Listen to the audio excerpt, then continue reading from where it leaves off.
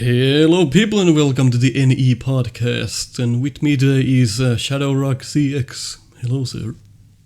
Howdy, y'all! Hey guys, I'm ShadowRockZX. Thanks for having me, Nico. I heard people on Rambling Reploids love that intro, so I had to bring it here too. You are the premier destination for your regular dose of Mega Man, as you say in your description, and Mega Man-esque content. Wow, I need to update that. How old is that? That's a few years old, I suppose. Nobody's gonna know.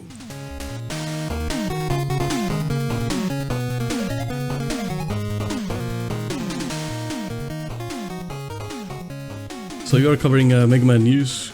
I guess you analyze the content as it comes out. Like if there's suddenly a new Mega Man X9, you're probably right up to that. Yeah, I'm gonna be super on that if X9 ever happens. I'm super excited for whatever the new Mega Man game ends up being. Has there been any news about X9? Or is that just speculation?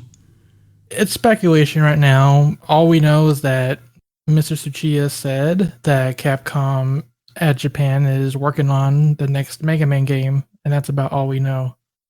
Huh. I guess it would kind of make sense for X9, but then the X games haven't really had a nice lineup lately, I guess. How would you nicely say that? It's been over a decade since the last mainline title for sure. There is X-Dive, but it's a mobile game. I was gonna ask about that. So that's a mobile game, but that's like Japan only, isn't it? It's actually Taiwanese only. So you need an emulator probably for that. Yeah, we use emulators to record it. Huh. It's available in Taiwan, Australia, New Zealand, some other Asian countries. Is there a reason why they're doing that? Like, why are they doing that? From what I understand, Capcom really wants to hit on the Chinese mobile market, which is pretty huge right now. And X-Dive is like the first of their attempts to cash in on that market. That's why they're focusing heavily on that right now. Yeah, I guess like most of their sales come from there, so that would make sense. Yeah.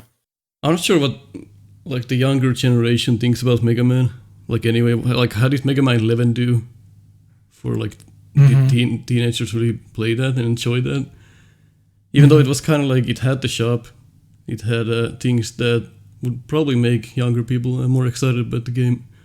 But I'm not sure what they think about it. I don't really know anyone who's a younger person who's played Mega Man 11 that they could tell me how they liked it or not. Yeah, I saw some people on Twitter, like dads, talking about their son playing Mega Man 11 for the first time. They seem to really like it from what I could tell, but I wouldn't speak for them. So I was 4 when I got my NES, and Mega Man 4 was my first game. Oh, nice. And I actually beat it when I was 4. I think that's the weird part. I don't remember it, but I do remember later on that I remember I did beat it, but it took me like probably a year or something. And the first time I got to Matereya, I literally threw the controller against the wall because I got so scared, because I've never seen something like that before. That was a horrid image. It's really a scary boss if you think about it. Just a giant butterfly. Yeah, like Mothra. Somehow it has this like a skull-shaped like form to it. I don't know what is up with that. It's really scary if you're a young kid. But I think they nailed the bosses in Mega Man 4. All the like the late game bosses, they're so different from the other games. I feel like they have more character. Yeah, they do have some interesting bosses. Like, what's your experience with classic Mega Man? Like, how much have you played those? I played all the classic games, and played them quite a few times. In fact, my first Mega Man game was actually Mega Man 3 on the NES. My uncle had it on there. I remember my uncle had his own handmade code book where he wrote down codes, and Nice. we had some Mega Man 3 passwords on there. So this was Those are probably good like times. 91 or something? No. I'm a 93 kid. That's when I was born. So yeah, that was sometime after.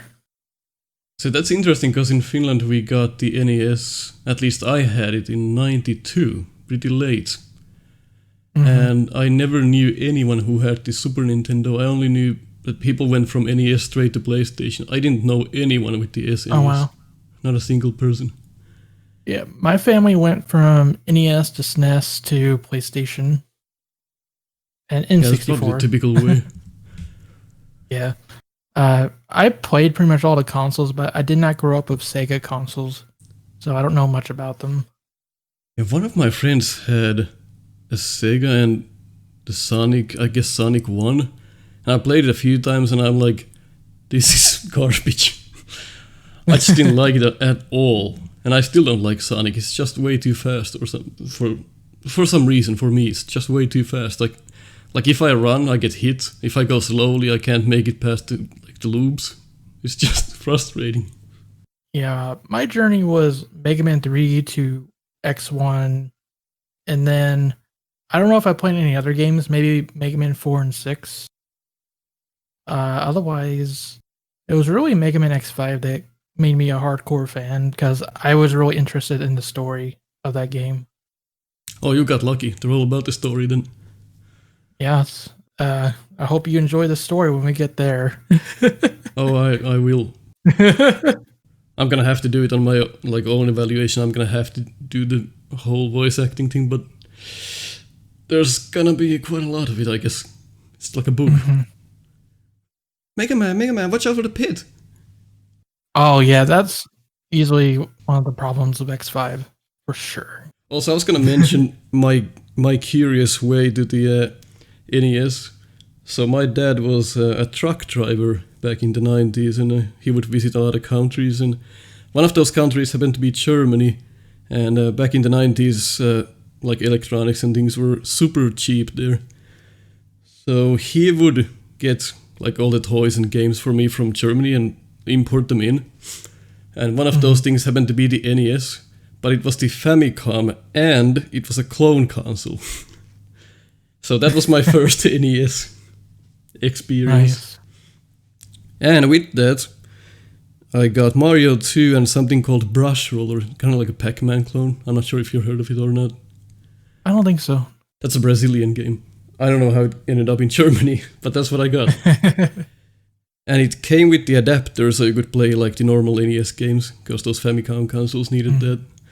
And Mario 2 was the normal cartridge, and it would not work. The only thing that would happen was that the screen was full of... You know how sometimes you put in Game Genie and put in some garbage code, and then you get a weird result with the Game Genie and everything is messed up. That's what the game looked like. I could not make up a single sprite from Mario 2. It was all messed up. The screen was black and just had the outlines. And we were okay, well, I guess we have to wait for another month to get another adapter. So all I did was play that Pac-Man clone for a month. Wow. You know, after the first story in Mario 2, comes the weird hill with the potion you pick up, and there's the first mushroom.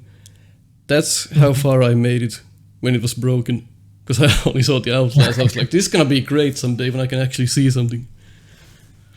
That's my first experience with a video game. I mean, that's partly probably made Mario 2 one of my favorite games ever, because the nostalgia I have around it. Yeah, I love me some Mario as well.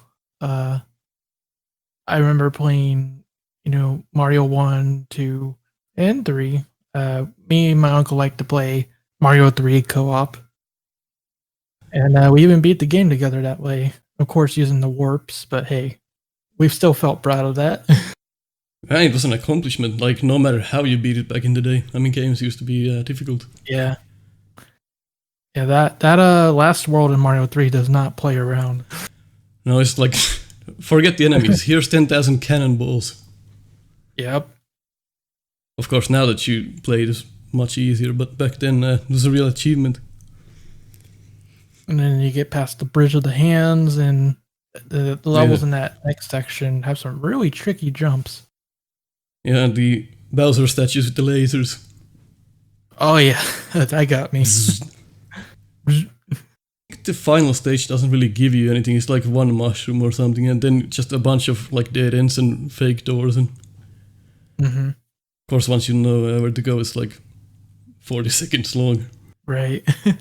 So the hurricanes. I have to come back to this. As a European, as a person living in Finland, our worst natural disaster is a rain.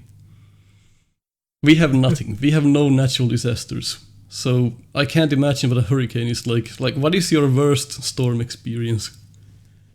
Oh man, my worst storm experience was, well, I first have to explain my city. My city has horrible plumbing problems. If it rains, even for a few inches, we have a serious problem on our hands because they can't drain it fast enough. So it ends up flooding all the cities. And a couple years ago, don't remember what year, but we had a Category 5 hurricane hit us, and the whole city was just flooded. And I heard on the news that some people actually drove in like an underground highway and got stuck in there and actually drowned. So it's pretty serious. What is a Category 5? Like, do they go from 0 to 5 or 0 to 10? Or? Yeah, it goes, like, it starts as a tropical storm, and then you get to Category 1, 2 through 5, and 5 is the most dangerous one. Like, it's so hard to imagine. Like, I don't even know where to begin to think about that. Because I've never seen anything like that. So when I hear the word hurricane, I think of roofs getting snapped off and doors flying in the air and cars flying in tornadoes. Something like that, yeah. That can happen. You know it's really bad when they start giving them names. It's like Giuseppe coming along. You know that's going to be a problem. The recent one we had was called Laura. So here comes Laura. Is there some sort of a lore for these names, or is just one guy just deciding, hey, we're going to call this one Steve? Yeah, apparently they prepare a list of names ahead of time. So when these storms do start appearing, they're like, okay, what's the next name on the list? Oh, Marco. Let's go with that. I don't know. So what kind of steps do you then take? Like, if you hear in the news, there's going to be a hurricane in 2 days. Like, what are you going to do about it? Well, my advice to you would be to stay indoors, preferably an area that's super secure and stable in case your house collapses on you. Oh my goodness. Yeah. And, just make sure you get your supplies, because when hurricanes come, people go crazy and buy up all the store stock. So, you end up running out of water and stuff. You want to stock up on that stuff as soon as you can if you hear that a hurricane's coming. Yeah, and of course now toilet paper costs more than oil. We got a bit of a problem. And make sure you get stuff that you can make without cooking, because you might lose your electricity. And you need water too, because your plumbing systems might stop working as well. You've got, like, what else have you had in terms of like natural disasters? Have you had anything else? Mainly just strong winds, flooding, thunderstorms, that sort of thing. We've had like trees fall over. We've had like signs and other debris flying around outside. Yeah, that seems to be the worst case here, like trees falling over. But that's really the worst of it. Yeah. I know I've had friends that have had their houses flooded out, which isn't fun, because you got to pay for the damages. Yeah, and probably insurance is going to cost as much as not having one. That's why it sucks living in a one-story house or apartment, because if your house floods, you're screwed. You can't just escape upstairs. So, okay, how real is this? Can you kick in a door in the US? Like your front door? Is that a thing? I don't think so. Why is that a thing in movies and such? I always found it hilarious. People just kick everyone's door in. Because I think in the US the front doors open to the inside, whereas ours open to the outside. So it's easier to kick in. How does your door turn? Is it inside or outside? Oh, our door goes on the inside. You never really think about these things. but now with the internet, I think about these things all day. So you've got just over 40,000 subscribers now. 40,000, yeah. That's crazy. Crazy. And when did you start your channel? Like what year?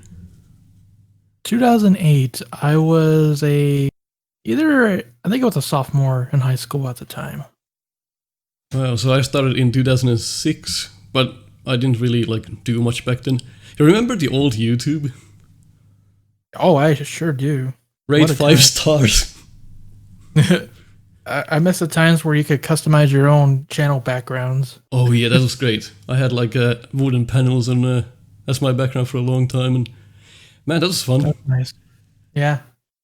Then I remember the day when they took it all away, and here's your generic looking page. I still have an image of one of my old backgrounds. It had Battle Network 2 or 3 and Kingdom Hearts 2 on it, because those were the games I was playing on my channel at the time.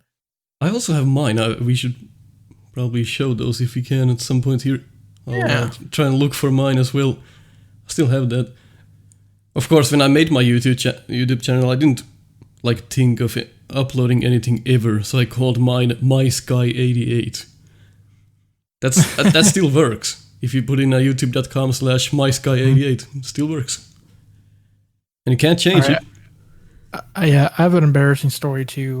Before ShadowRockZX, I had a channel called. I'll preface this by saying it's a Star Wars reference. Your father, 512. Oh goodness! Oh, the names they come up with when we're young. I can see why you didn't use that one.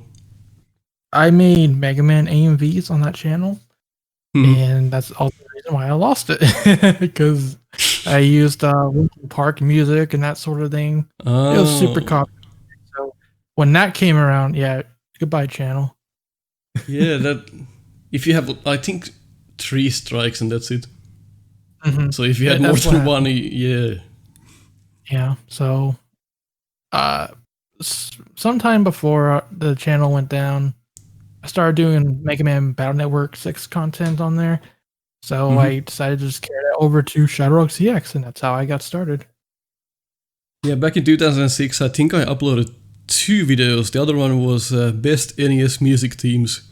And that got a lot of traffic, and of course, whenever you make like a best of music list, people will always complain. Like, doesn't matter what kind of list it is, nobody will ever agree. And then I made another list called YouTubers' Opinions on Music, and that got a little bit better reception. I think they have like 1 million views together now. And of course, I could not enable monetization because Nintendo would have taken all of it. Yeah, so took that out. Nintendo was a pain in the butt for the longest time, but they gotten better recently. Yeah, it's Thank just God. if it's just music and no commentary or anything, that's kind of like, even I feel bad about that. Yeah, they just monetized everything. You had to join their ambassador program, or not an ambassador program, it's the creators program or something, and they get like 60% or 40%. I don't remember which way it went, but it was still a pretty significant cut. Yeah, of course. And that was only if they approved your video. Yeah, if only. So then, I think 2008, I uploaded like a few Hitman Blood Money videos. And then 2010 is when I started the No Miss, No Damage challenge. And I ran that for, believe it or not, 7 years. I stopped doing that in 2017. And the problem with that is that when you do a no-miss perfect video, you never know how long that's gonna take. I mean, something like Shadow Mass Stage, well, that took me like 5 years. And then you have something like Quick Mass Stage, which also took quite a long, and then there are stages that, hey, I just did it on my first try, or I did it within 2 days, and that didn't get like any traction, because people, I guess people liked the challenge, but like waiting for one single stage for 2 months wasn't the best idea. Yeah, it's good to do other things in between that. Yeah. I actually started the evaluations in 2018, and that's the first time I ever got traction on this channel. So I just kept doing it, and here we are. Awesome. Of course, can't touch your 40k subs just yet. One day. How did you somehow like manage your channel, or did it just like accidentally happen? Like when did you start seeing like your subscriber count go up? That's a good question, because I was a small channel for a really long time. Yeah. I was mainly popular back in the day for Mega Man Battle Network. I did mods and that type of thing. I even made my own mod, the ShadowRock patch. I made a mini series called The Rise of the Shadows, which is where ShadowRock comes in. So it was a fun time, and we started getting some traction there. Got to like 1K, and then around that time, that's when I started getting into Let's Playing. So one of the first major ones I did was Battle Network 5 Double Team DS. I started doing other Mega Man games and other ones that are not Mega Man, like I did Zelda Wind Waker, for example. I started, getting some more subscribers, and I ended up recruiting the gameplay Hero Azure and all the others. Made a tight little group, kept growing. When we hit big fame, I think is when Mega Man 11 came out. Or not when it came out, but when it was announced. Yeah, so quite recent then, actually. Yeah, so leading up to 11, I was getting into news content. There wasn't a lot to talk about in regards to Mega Man for a long time. So I focused my efforts on the Gunvolt series for a long time and other like Mega S things. But eventually, we hit the gold when Mega Man 11 was announced, and I was already doing news content, so I was on top of that, and it paid off. Yeah, and it also pays off when you're friendly, you're always up to like entertaining, and people like Raw Material, for example, he's just always so positive. I mean, it's easy to get subscribers when you're so likable. Yeah, that's definitely a big factor. If people like you, they'll come. Yeah, I'm always like, I like telling the truth, but I also like to throw some comedy in there. And people usually have some problems with my criticism. Most of the time, sometimes, always. So it's kind of like you either hate me or you love me. Usually it's the first one. That's something that a lot of creators go through, even myself. It's like, I do the same thing where I'm a nice guy most of the time, but I can throw in some jokes here and there, and it happens. Someone might take something the wrong way, or someone was being really rude, so you lay it into them, and they never forget that. So now they're trying to tear you down. It happens all the time when you're a content creator. I think especially now in like 2019 and 2020, people are offended all the time, I feel like. Like you can't even start any arguments in a friendly way. They're just gone. You can't say anything about putting a billion cushions or they'll get offended. Oh no. So I've just pretty much, I think the silent treatment is the best. You get some criticism that's not very well constructed. I think just being silent is the best approach. You don't lose. If they're gone, they're gone. Yeah, let them yell into the void. Yeah. That's another thing too. Yeah, it's like, if you're gonna say someone's content is bad, well, tell me why. What did I do wrong? What can I do to improve? Most of the time, they don't say anything like that. So, how does that help the creator? I don't know. Yeah, I remember one of the comments that always stuck with me because it was so funny. In one of my Mega Man list videos, there was a comment that literally said something like, "You are a horrible person. I hate you." Nothing else. Like, okay. That's constructive criticism. I'll take it to heart. Great, and it's on a list video, like not even like somebody's game. I wasn't critiquing any fan game or anything. I was gonna mention on this topic as well. How much do you play games like outside of your content creating? Like, do you play at all? All the time. Oh wow. Lately, a lot of my game time goes into YouTube directly, but I love to take a few hours here and there to play through a game that's in my backlog. Uh, Recently, I played through games like Persona 5, Final Fantasy 7 Remake, AI, the Mhm. Somnium Files, a lot of different things. I ask that because I find that when I record Mega Man content, I feel like I don't want to play anything like outside of the recordings, and that's pretty much how it is now. I don't play anything anymore. Yeah, gaming is one of my core hobbies, and I love to play games that I want to when I can. But yeah, since we Yeah. do many streams on ShadowRockZX, a lot of the time I am playing Mega Man games. Yeah, you play what you love. Exactly. It's also hard to go to a new franchise because maybe you don't know anything about it, and it's like this game 8, this game 12, and you're like, oh, it's 12 games in. I'm never gonna get into this. Yeah.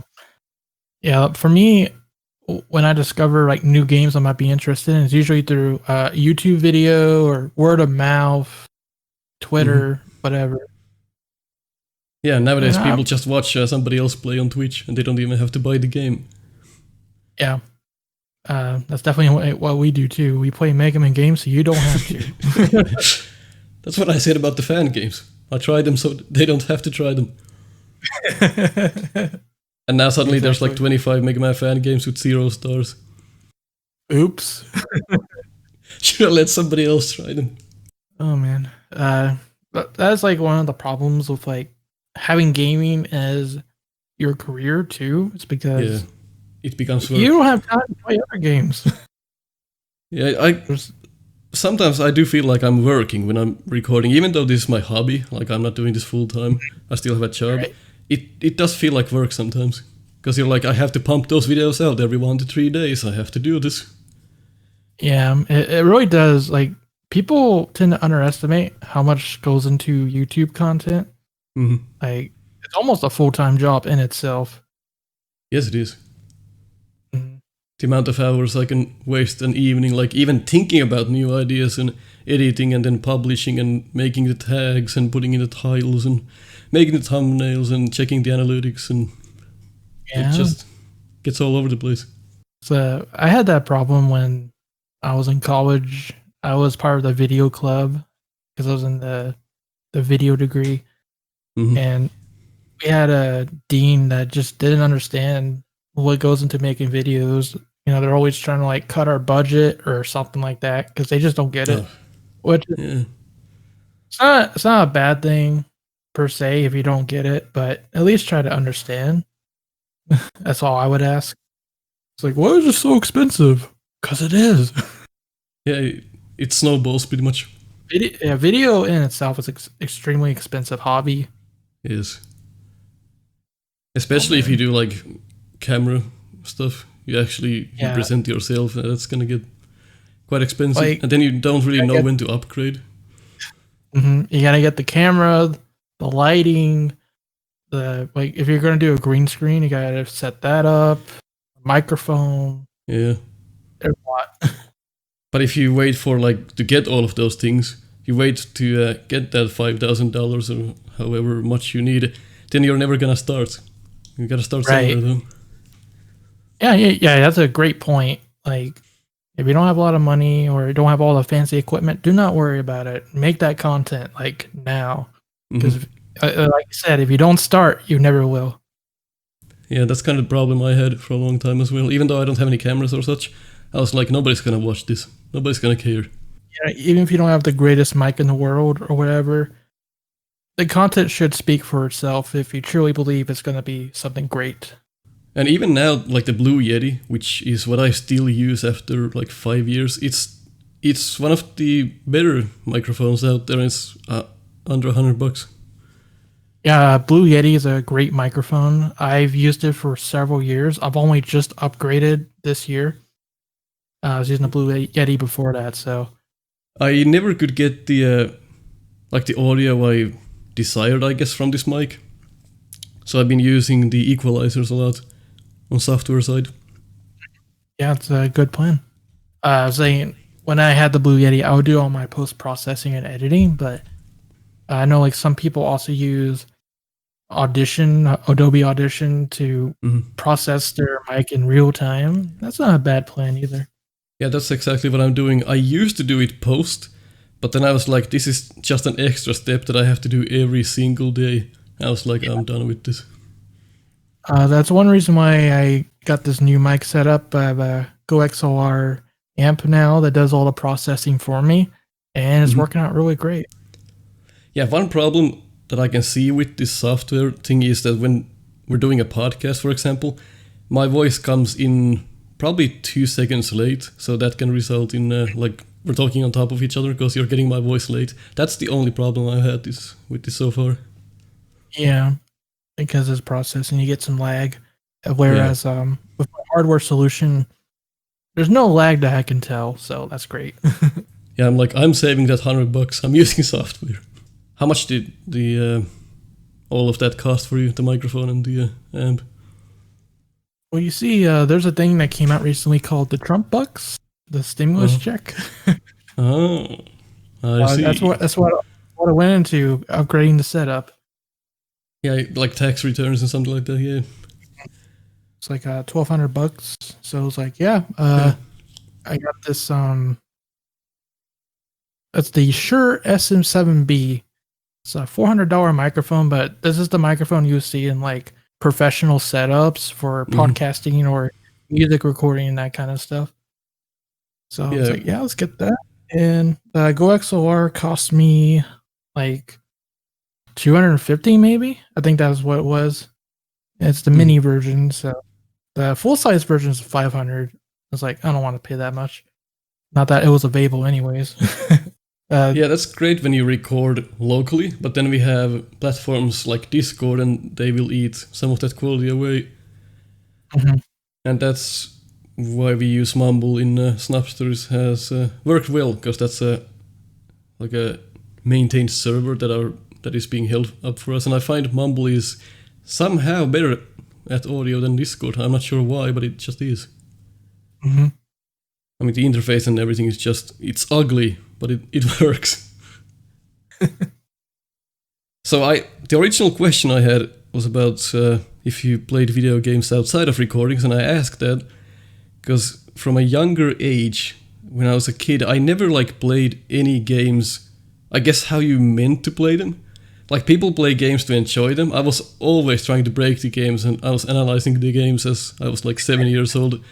And I always found the flaws first, and I was like, man, this kind of sucks, that's wrong and this wrong. And that's when later on I found Angry Video Game Nerd, when he started doing videos. I was like, that is so true. Everything he's saying is just like, my soul is melting. You find your inspiration. But for some reason, I just never played games I guess how the developers meant that people play them. I was always trying to find, I jumped in every pit and I was like, there's gonna be a secret down here. No, they didn't do it. What a shame.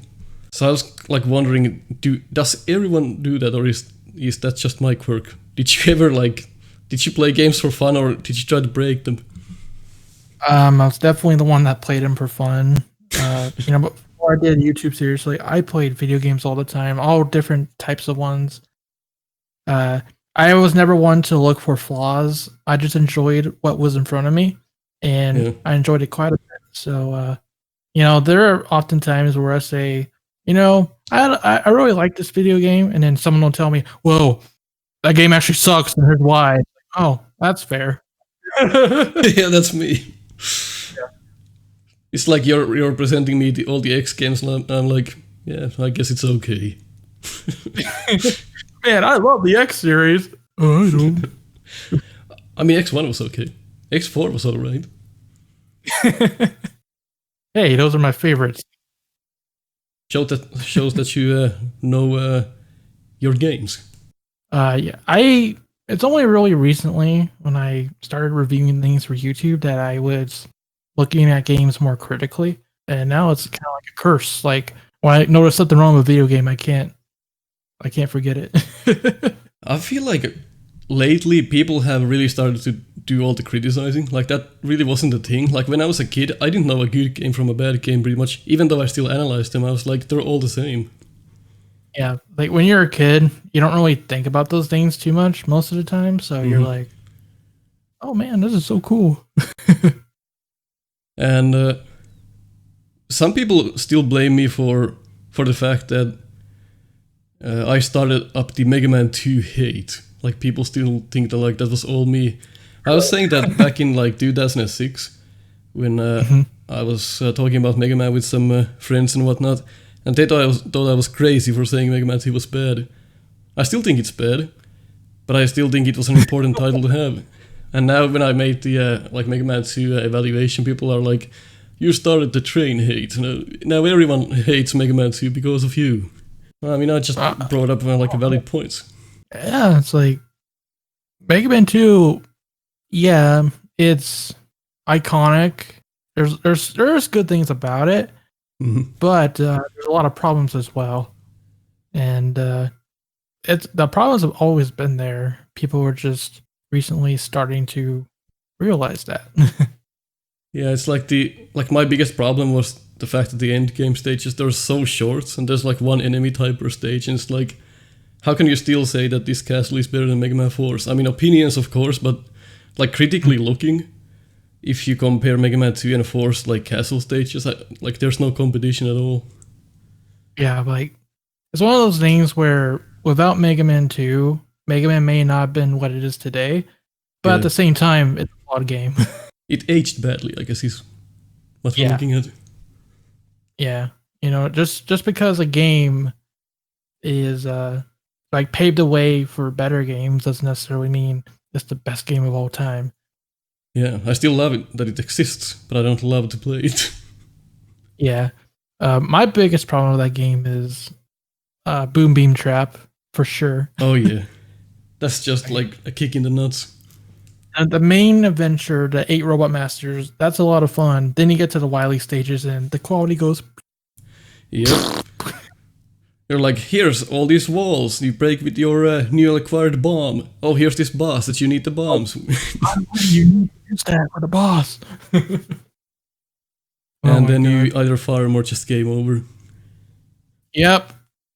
It happens to me all the time when I stream the game now. It's like, crap, I used Crash Bomb. What do I do? Well, I'm just going to farm, I guess. You know, that's the first screen of Elekma stage.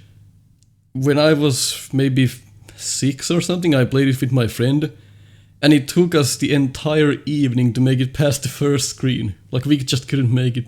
That's an insane screen. Just some like design choices are really odd. Like, why can't that screen be like at the end? Like, why that has to be the first screen on the stage? And then there's another kick in the nuts when you find out that the Magna Beam is in that stage, so you can't even use that to your advantage at the beginning. Yeah. Like, thanks. Oh man, it reminds me of in Flame Man stage in Mega Man 6. There's a block that you have to use Power Mega Man on, and I think there's a behind it. It's like, huh. Who do I need to beat to move that block? Oh, Flame Man. Oh. There's a 1-up in that block. Oh, there's a 1-up. Yeah, it's like, yeah, so it doesn't weird. Even, like, you have to revisit. You get a 1-up for your revisit of the stage. I mean, I guess. Nice. Did you know, I have to ask, did you know that in the first Kazakh stage, if you go to the left, there's an E-tank? Oh, really? You didn't know? Left at the beginning, like behind the snow. Oh, maybe. It's been forever though. Okay, nice. That used to be a huge deal when I told the other Snupsters that, hey, there's a 1-up behind the snow. And then after like 5 years, Phelan was like, it's an E-tank, you idiot. Like all that time, it was just a 1-up. Hey, there's something in the snow. Don't know where it is, but there's something. Yeah, but it makes the... You don't know which one it is if you don't check. Yeah. I just assumed it was a 1-up. Why would it be an E-tank? You got any like games that people think are bad and then you still enjoy them, and you necessarily don't tell them that you enjoy them? X6, because people love to hate on that game, but I still like to play it sometimes. Well, you're gonna have to soon. I don't hate it as much as other people do. That's for sure. X6. I'm not even sure if I've seen it. Really? I don't even think I've seen X5. Oh. X7 I've played for like an hour.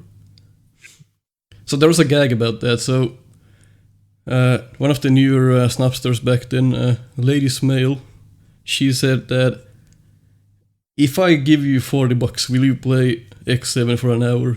And we said yes, let's do it. And then what we didn't tell her was that we never mentioned X7 once during the entire episode. We talked about everything else except X7. Like no comments at all on the game. That she didn't take that well. X7, yeah, that game's not good. That's the best summary. X7 game is just not good. It's just not good, man.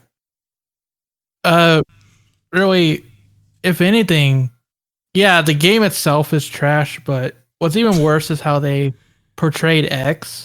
They made him like a whiny baby throughout the whole game. It's just so off-putting. What were they thinking? So it's kind of like Mega Man 8 then. Even worse than that. How can it be worse? Because X is like, okay. Every time X uses a charge on that game, he says, "Stop it! Stop it!" What? Yeah, it's so weird, right? Yeah, basically, the story is X has quit the Maverick Hunters. He decided to stay in the he's not in the front lines anymore because he no longer wants to fight. He's a pacifist. Oh. Yeah. That solves everything.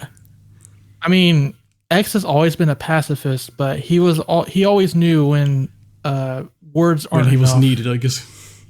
Yeah. Power shot! Yeah, X and X7, it's like, is this even the same X? Really? It's almost like a different character. So what you're saying is that if you skip the story, it's better, and if you mute the game. Yeah. That story just puts me. There's a new character named Axel. He joins the Maverick Hunters, and the whole time, X is just bullying him, like, "You can't be a Maverick Hunter like me." Well, shut up, X. You're not even waiting. Go sit back on your couch. I remember that. I think I asked you in during the X4 evaluation. I jokingly asked, "Where's Axel?" I think you missed that. Oh, I guess I did. He's pretty cool in X8 and Command Mission. All right, X8. What is that PlayStation 2? Yes. Oh my goodness, I'm not even sure if we can run that. I might have. Well, I have a PS2. I guess I have to find the game. PS2 emulation is kind of sketchy. I like X8 a lot. It has problems, but it's very enjoyable for me. It's gonna be an upgrade from X7. There's gonna be some new experiences for me then. With I guess we should have said that we've been doing the evaluations on the X games. I don't think we ever said that. But if you've been watching the channel, then you already know. My sick pleasures. Silver Surfer. What a fantastic game. I'm not sure. I remember that one from AVGN.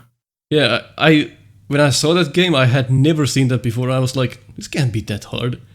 So I practiced it for a few months, and I posted up a video of it. It's me beating the game without deaths or bombs. Crazy. That took a while. It's just you have to memorize all the patterns. And then lately I did Battletoads just normally, no challenge or anything. That was enough of challenge, just beating Battletoads. Yeah, that game is rough. And then I guess it's not really a sick pleasure, but Dr. Jekyll and Mr. Hyde was one of those that that was fun to learn. And I posted up a speedrun of it with a good ending. I was apparently the first one to ever do that. I don't see why people don't enjoy that game. Is it the first one AVGN? Yeah, it's a walking simulator. Basically.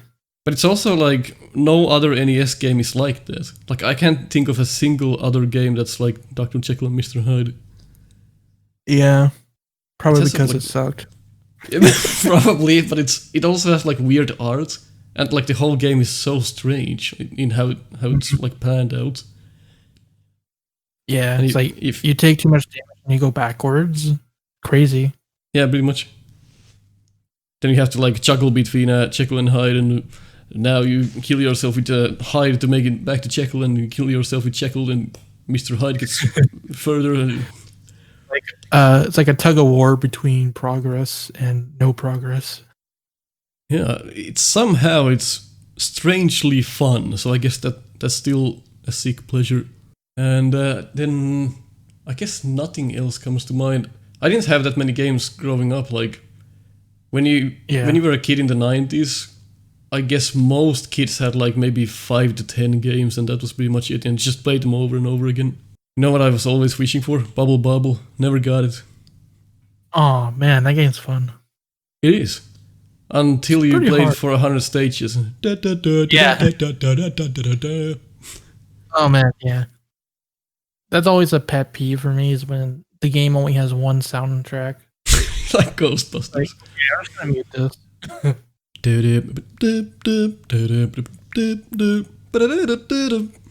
2 hours. Did you ever play Ghostbusters? Not the video game. Oh, I played the Xbox 360 video game, but that's it. Okay, that's probably better than the NES one. Yeah, it's actually decent. You know what? I played Ghostbusters when I was like 7, but I played it on something called an Amstrad CPC 464. Ever heard of it? Oh. It's like an Amiga, but for Europe. I didn't have an Amiga. Yeah, that was so much worse than the NES version, if you can believe it or not. Like the car was the entire size of the screen, and there was a little cute forklift to bring you the items from the shop. That was a weird game. Ever played the Mega Man DOS games? Yeah, they're actually up on my channel. Nice. I evaluated them actually. Wow, that's You know what? Very impressive. Mega Man 1 on the DOS is not a bad game, but it's a bad Mega Man game. Fair. Like for the time, like a DOS game, that was pretty typical what it would have been. Mm-hmm. Yeah. But I say that, but then there's DOS, Mega Man DOS 3. Holy hell, that's bad. Where do I go? Yeah, just like a maze. Never know. And all the bosses are the same, just different sprites. I think I gave up on Wily actually on that one.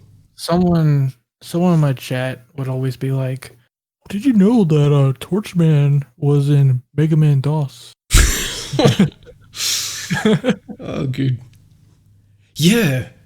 Hey, and actually on Mega Man 3 for the DOS, I think the Wily room has like a poison pit in it, and that's how I died. I like walked off of the fight into like a poison pit, and that's how I game over. And I was like, okay, I'm done. Like, why is there a poison pit on the Wily fight? I might be misremembering that like usual, but sounds about right. Like, did you have any games that you like played a lot, but you just couldn't beat them, but you never gave up? There's probably quite a few from my childhood days, because I really sucked at video games. I sucked at video games.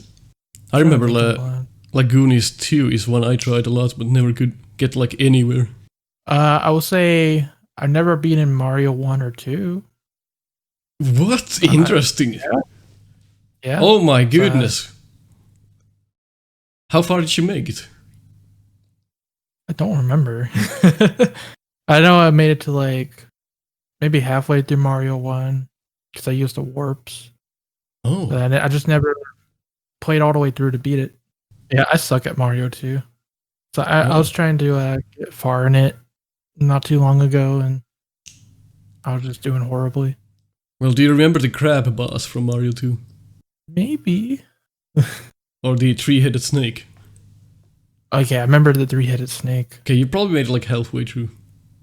What about the flame fellow, who throws in smaller flame fellows? When you have to get the key? Nope. I don't know then. You're probably like halfway through then. You've never beaten Mario 2? No. I've seen my uncle beat it, so I was satisfied. Oh. Sounds like your uncle was quite the gamer. Back in the day, but I would say I surpassed him. Yeah, probably. Yeah, I remember my parents getting like really excited about like the NES, and they played it as well. But I was so mad when I just watched them die over and over again. I was like, ugh. Because you're like a kid, and you're like, it's frustrating looking at someone who sucks at the game. Yeah, my uncle was the NES nut. He was always proud that he could beat Mario 2 in 15 minutes. Yeah, that's great. Mm-hmm.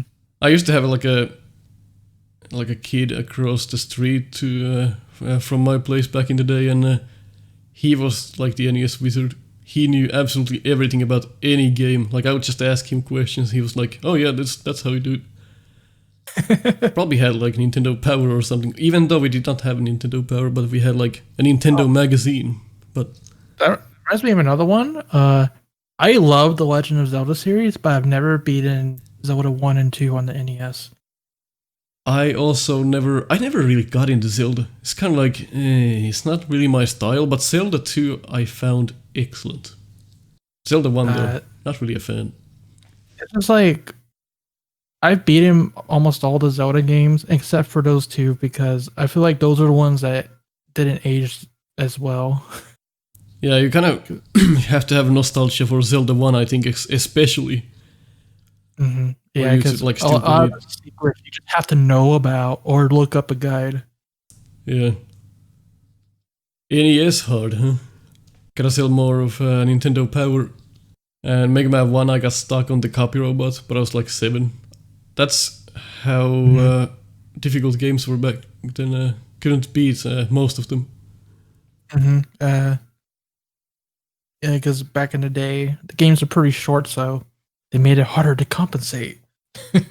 Yeah, there's surprisingly a lot of NES games out there that only have like 3 to 4 stages. But it's just so all-bustingly hard. Yes. You never see them. If you know how to beat them, it's like 5 minutes worth of gameplay. If you don't know, you'll never beat them. Right. Weren't it like the Mega Man games like 1 megabyte of data, or is that, or 1 kilobyte? I can't remember. It's like maybe insanely low amount. Yeah. And megabytes were a lot of memory back in the day. Crazy to think about now that we have terabytes or whatever the next one is. Yeah, it's always like installing a game, 200 gigabytes. Oh. There has to be a limit at some point. Oh yeah, it's gotten crazy nowadays. It's like, oh, this game will take up your entire console hard drive. Have fun. Yeah, here's a lot of DLC for you. Mm-hmm. Wasn't it like the train simulator or something? If you combined all of the DLC from that, it's like $5,000. Yeah, crazy. I'm sure there's a game like that out there. How many gigabytes is that gonna be? Just to drive a train. It depends on if it's on disc or not. Like, what do you do in those like train simulators? Drive a train? Yeah. The scenery changes, I guess, sometimes. Basically. Like what's the DLC? You can go to Europe. I don't know. Train simulator DLC. This is important. Alright, $40, $60, $80. Oh, it's like different countries, I guess. Hey, I called it. Yeah. Enstellelban. Sure. Okay. Interesting. Okay, I'm gonna buy all of these. Evaluation coming up. Train simulator. 0 stars. The train doesn't reverse. Like, how do you manage like your channel and manage your like actual life at the same time? Do you just constantly think about YouTube? Gotta do this, gotta do that, gotta record that, gotta record this. Do you just ever do you shut down your phone and you're like, I'm done for a while? Yeah, I can't do that. I have ADD. I cannot focus on one thing at a time for too long. Yeah, me. So I have to have a goldfish. Yep, it's basically between oh yeah, I gotta do this, and no, you know what? I'm not feeling it today. Let me just sit in my chair, play a game. But wait, I must do this. Yep, that's what I was after. Otherwise, in a general sense, I like to separate my YouTube life from my real life. Like, I usually never tell my real life friends what I do unless I really get to know them, because I don't want people to judge me for like Hmm. for my online identity. I want them to see me for who I am as a person. That's really important. I think I figured that out like a few years ago. I had my name up on like I think on my channel and some other places. I just took it out. Like it doesn't need to be there because it's so different what I do on YouTube and who I am actually. Yeah. I guess kind of like it's important to separate those two things just in case. Like you never know what's gonna happen on the internet, and then your name is up there and like, oh, I don't like to give out like my personal details or even my face online all the time, because it's just a weird thing when your face is like synonymous with what you do online, and if something happens online, it affects you in real life too, and that's not a fun thing. yeah. That's kind of like partly the reason why. Yes, my face is on the thumbnails, but it's kind of like a character. It's like really over the top.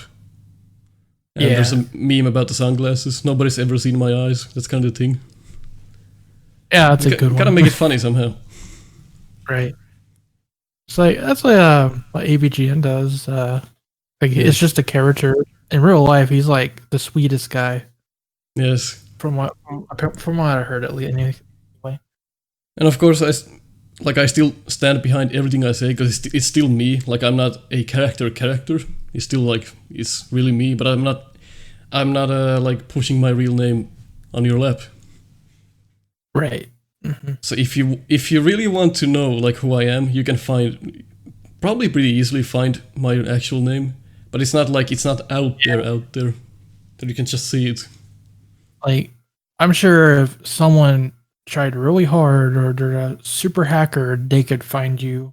But it's probably easier than that as well. People care enough. Yeah.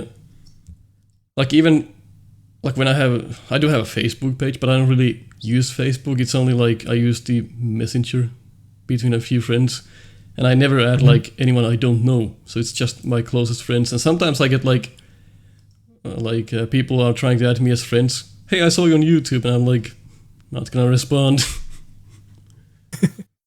Yeah. It's a risky road. Once you go there, you'll never sleep another hour.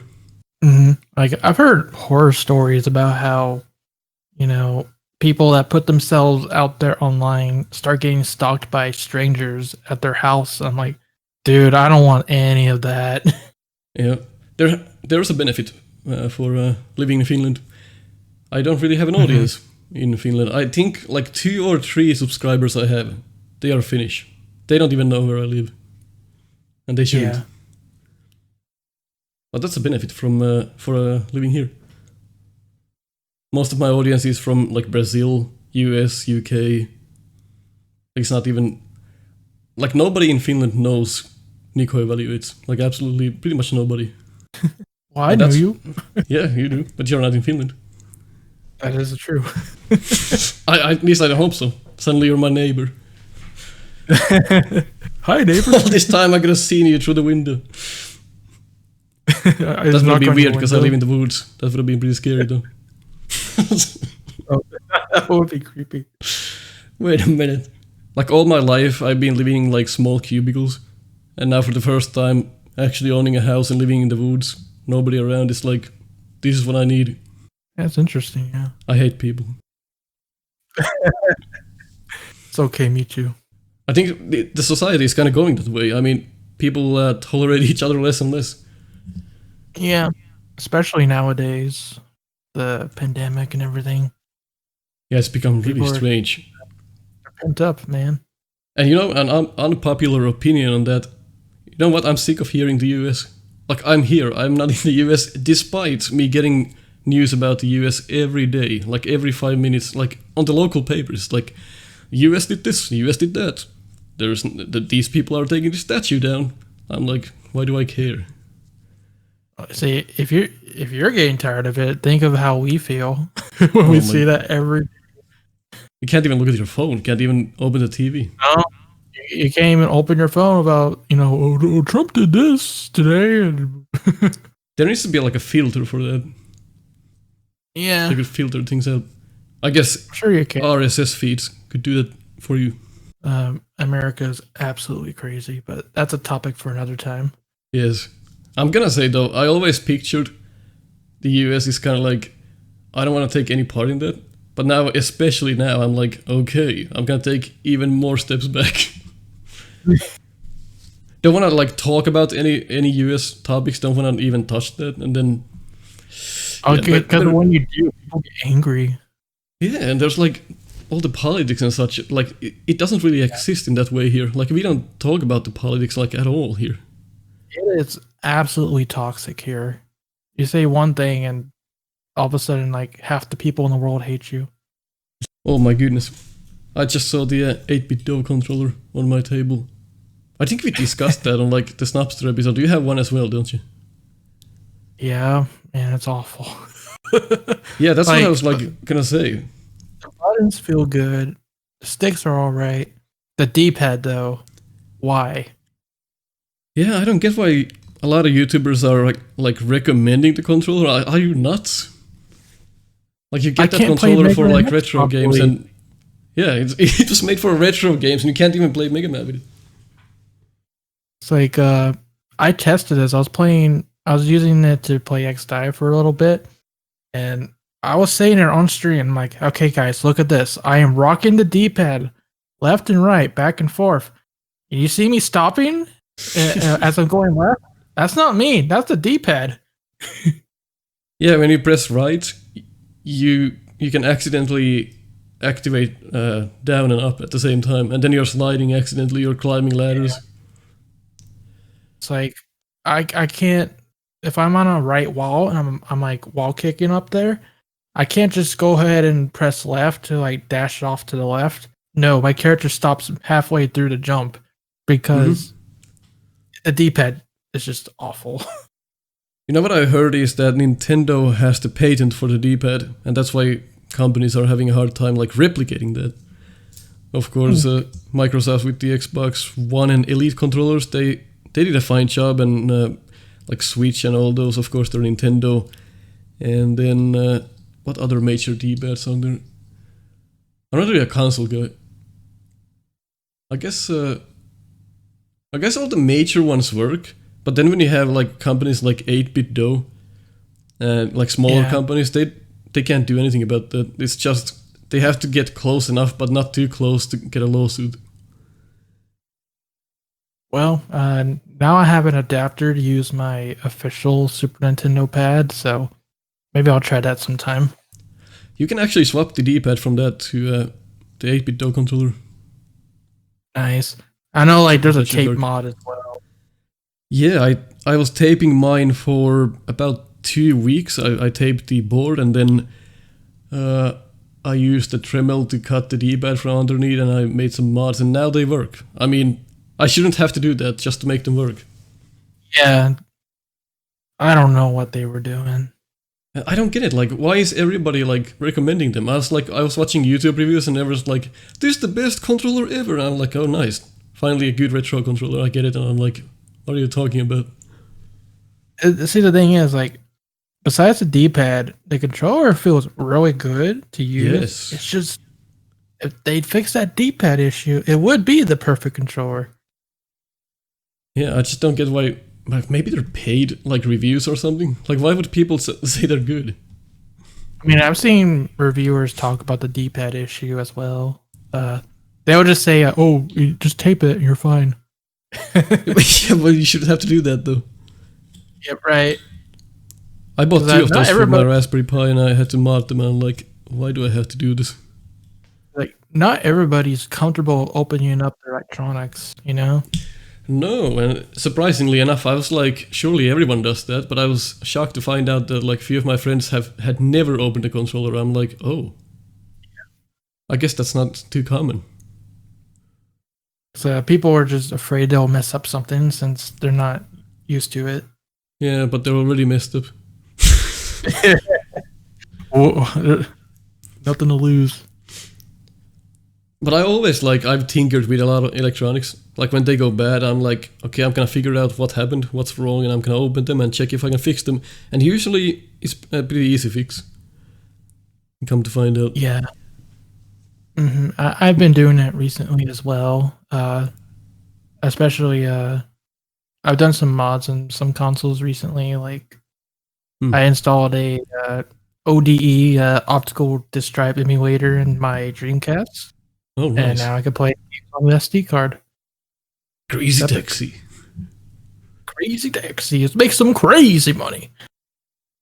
Lately, I was trying the Dreamcast games, and there's something really strange about those games. Like, they're unlike any other consoles games. I feel like they're really strange.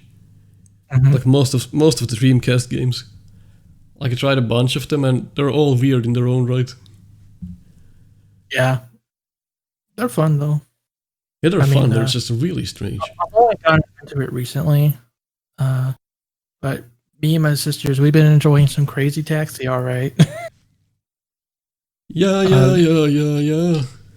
I was actually surprised. My sisters really like Crazy Taxi. They ask to play it a lot when they come over. Huh. It's a good game. Yeah, it's fun. They don't really make games like that anymore, where it's just like, it's 2 minutes and you're already playing the game and having fun. It's like, here, watch this movie first. With this Shadow Sonic character wielding a machine gun. This is important. Silver Sonic's back. What the heck? There's some good music, surprisingly, in like some of the Sonic games. Super Sonic Racers. It just gets into your head. I'm not the biggest fan of Sonic, but if there's one thing I like about that franchise, it's the music. Golly. Yep. The only Sonic game I had was Sonic CD. I loved it. For some reason. Even though I previously said I don't like any Sonic games, I kind of forgot about that. But Sonic CD is actually... The level design is kind of strange, but the game is actually quite alright. I feel like CD is divisive. You either love it or hate it. Don't have any of the big boxes anymore. I kind of regret that. Any of the PC big boxes. Yeah. Did you play a lot of PC games, or did you have like a computer growing up? I've mostly been a console gamer most of my life. I do like me some PC gaming though, every once in a while. Yeah, I dropped off of consoles around PlayStation 2. I never got any other console after that. Wow. I'm like stuck there. Because there was like a bend in the road. Because first it was NES. SNES got the Sega systems. PlayStation, okay, still kind of retro. PlayStation 2, I'll pass that as legit. And then PlayStation 3 is like, why wouldn't you just get a PC at that point? Well, sometimes they like make games that I need to get this console for this one game. It's like Nintendo's consoles, pretty much. That's one thing about this generation. I'm going to talk about both Sony and Microsoft here. Like, both Sony and Microsoft, they didn't do too hot with the exclusives this generation. Like, there's some good ones, but nothing that's like, this is a console seller. What about the like the Zelda game on Switch? How did that do? Oh, it's fun. I kind of miss old school Zelda, 3D Zelda at least, but it's a good open world game. Yeah, I wonder how well did that do? Like, I think great. Game Busters. Oh.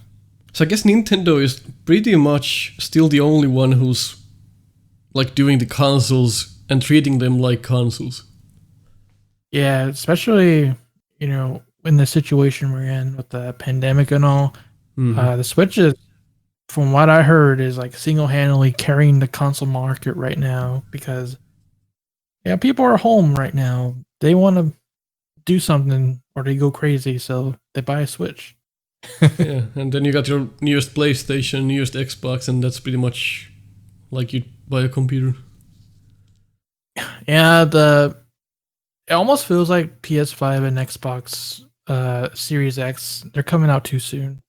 Yeah, it's weird because these consoles are only a few months away, and we don't know a lot about them. We don't know how much they cost or when they're coming out.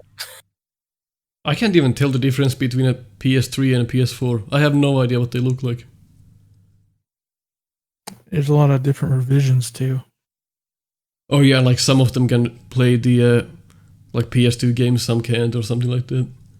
Yeah, the early PS3s, like basically the first couple runs could play PS2, and then they removed it to cut costs. Of course. Like, how much is that gonna cost you? Like 50 cents a piece, probably. Well, the thing is that they actually used the original parts in the first run.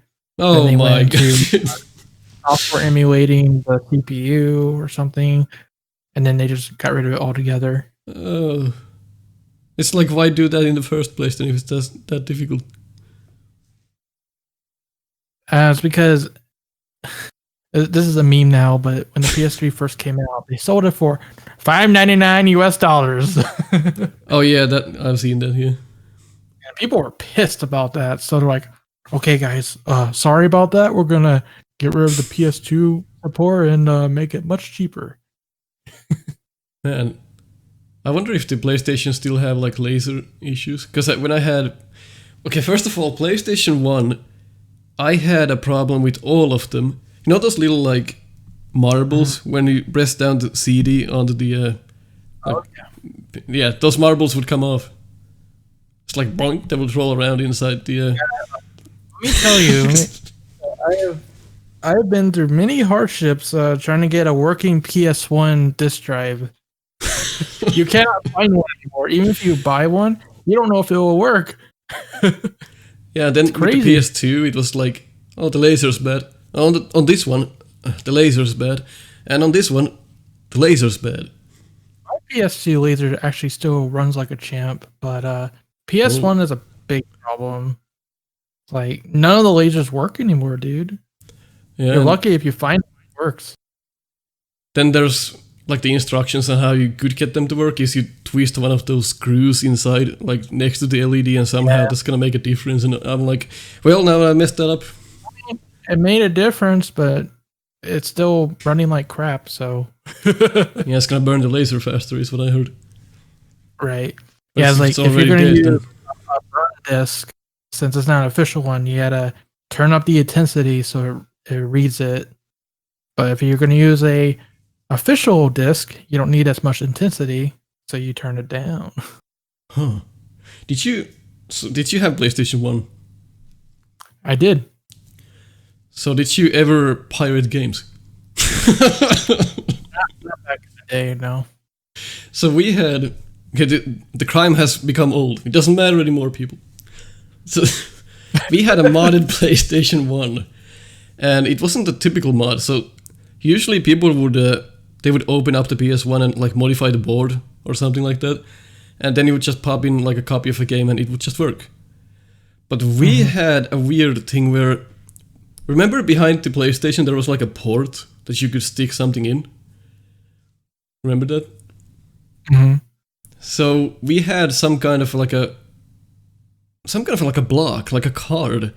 And you put it in the slot and then you install some kind of like a suspension thing on the lid so it opens faster. So what you have to do is put in like an original game. Then you put your ear to the the lid. You listen when the CD stops turning. Then you open the lid, take the CD out fast as hell, put in the other game and close the lid, and that way you could play your copy of the game. Right. I remember that. That was a lot of work.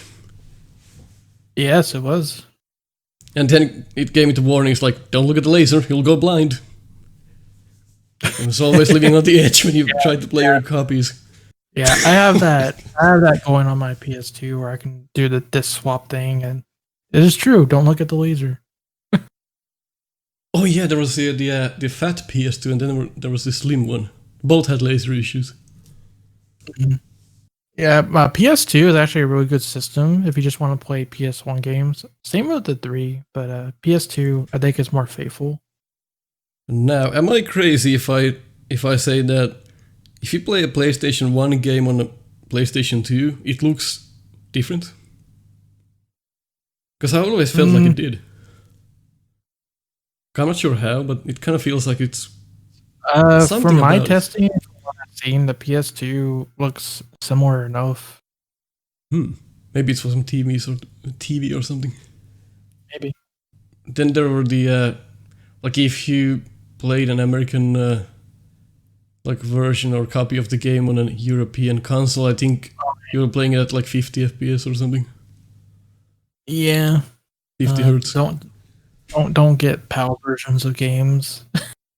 Yeah, try telling that to me. I played all my NES games growing up at 50 FPS. My condolences. Yeah, but I never knew, so it didn't matter. Yeah. It's like weird when you pop in a game like now, it's like 50 FPS, it's like you go to like a familiar game, it's like and they're like, what?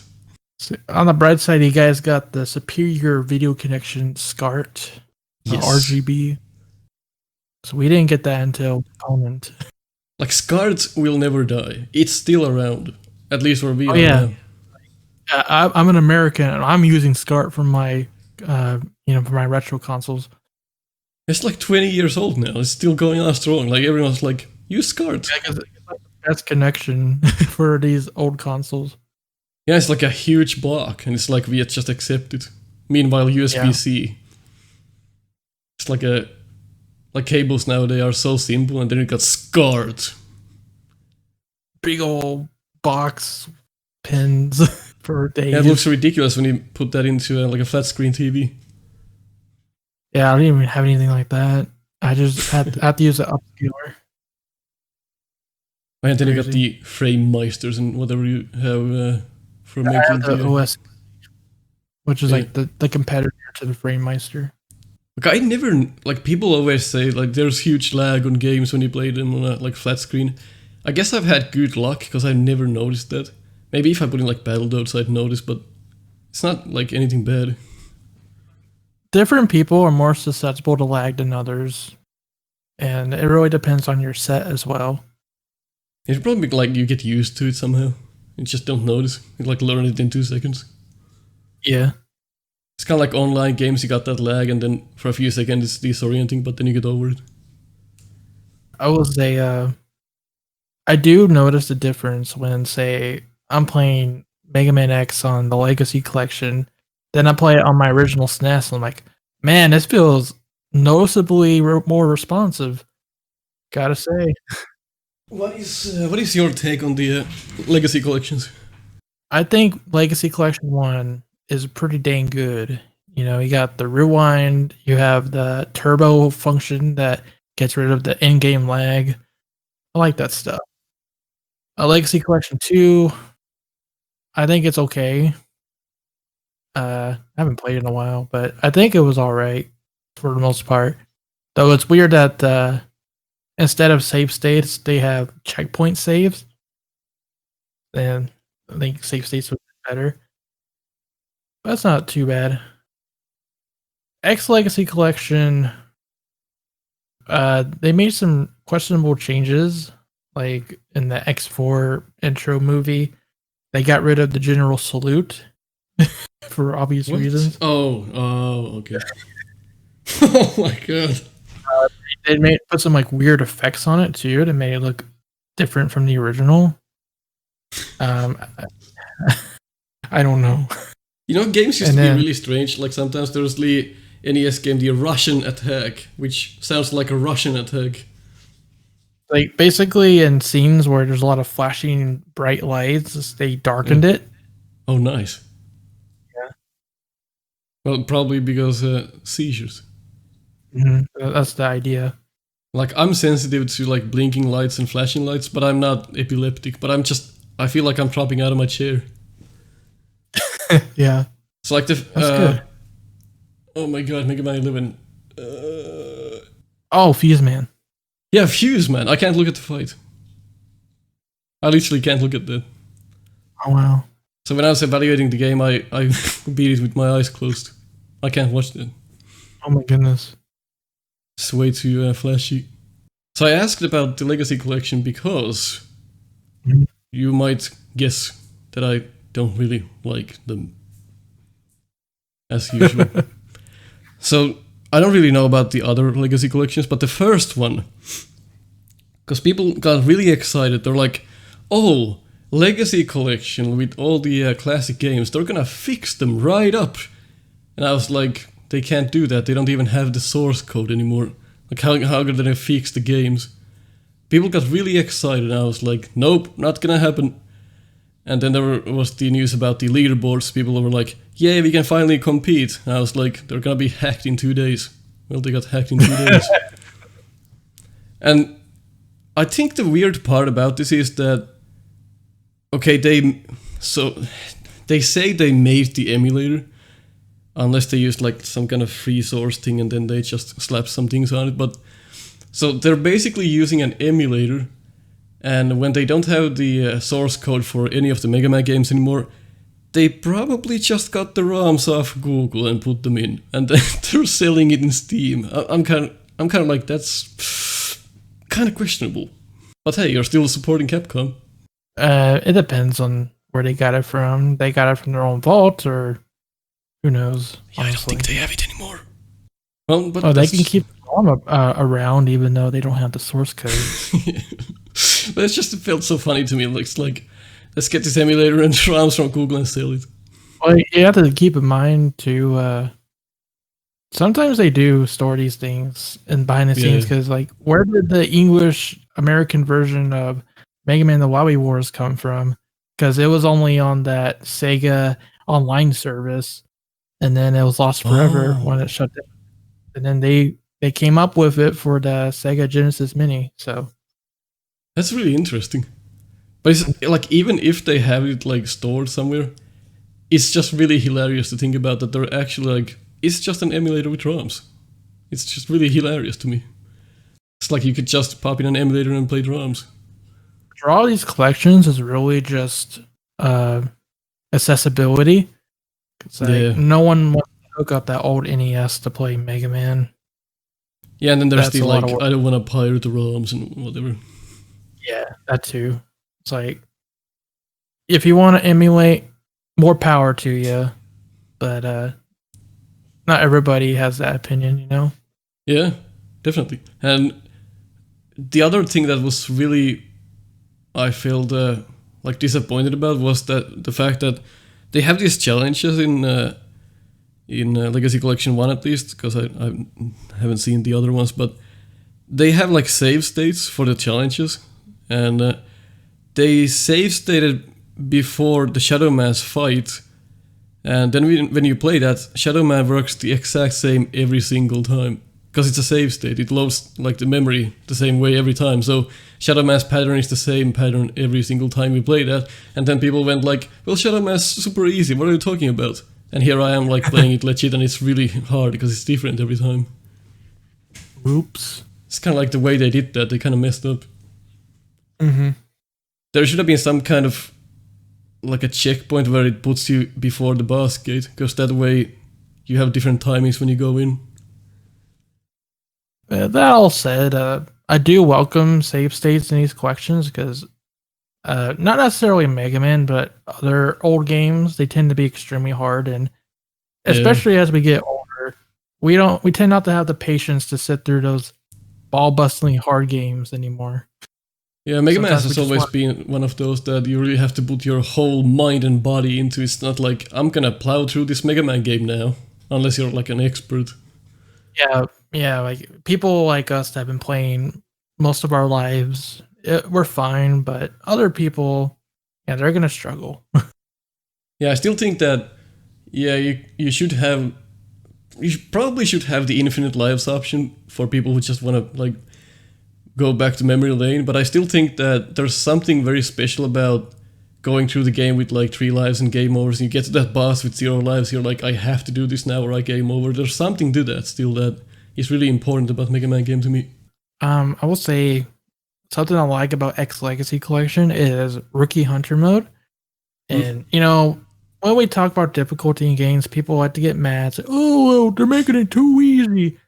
But it's an option. And I think you can play it however you want.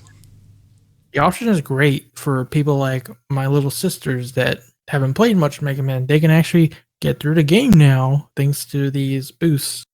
Yeah. It's however you want to play it.